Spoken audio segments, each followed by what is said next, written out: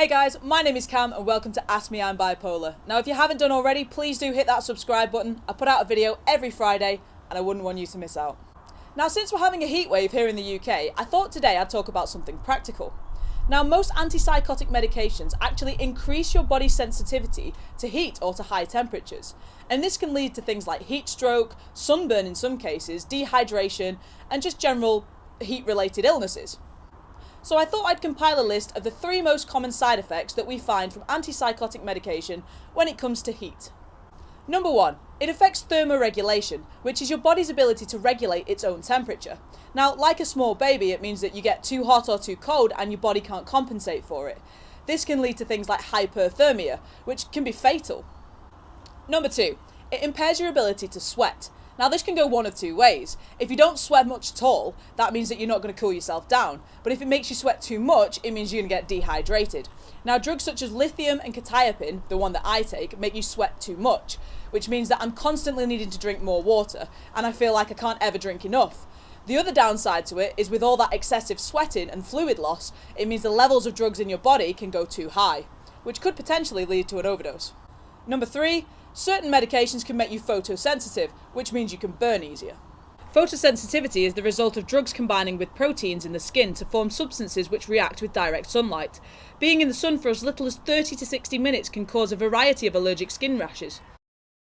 Heat exhaustion is the most common heat-related condition, and this usually applies to people that work out in the sun and are exhausting themselves physically. Heat stroke is a more serious condition of dehydration and salt depletion, and this can actually lead to death.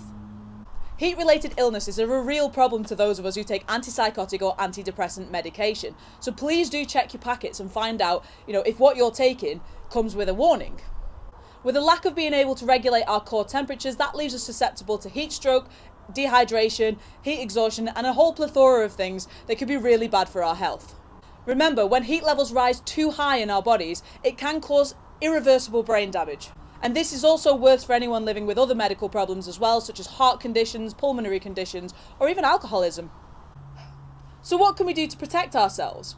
Well, knowledge is power, so the first thing to do is speak to your GP about your particular medication. Find out what the side effects are, what's most likely to affect you, and how to combat that. Of course, general rules for summer also apply, so keep yourself cool, don't stay out in the sun, drink a lot of water, put a hat on, those normal things that they'd say. If you are experiencing photosensitivity, then look for a high-factor sunblock that's got PARA-AMINOBENZOIC acid, I believe it's called, or PABA. Have a look for that in it, because that means it's going to block out those harmful UV rays for you. So thank you for listening. As always, I hope you learned something from this. Please do check your medication. There are lots of things that you need to know with medication. Check out my video on grapefruits for that matter and how they can kill you with antipsychotics. Don't forget to write in the comments below. I want to know your experiences with your antipsychotic drugs. Have you ever felt a difference with the heat? Are you like me? Do you sweat a lot due to your antipsychotics? It's not very pleasant. But let me know. Write it in the comments below. As always, you can find me on Facebook, Instagram, Twitter, and if you haven't done already, hit that subscribe button. See you later.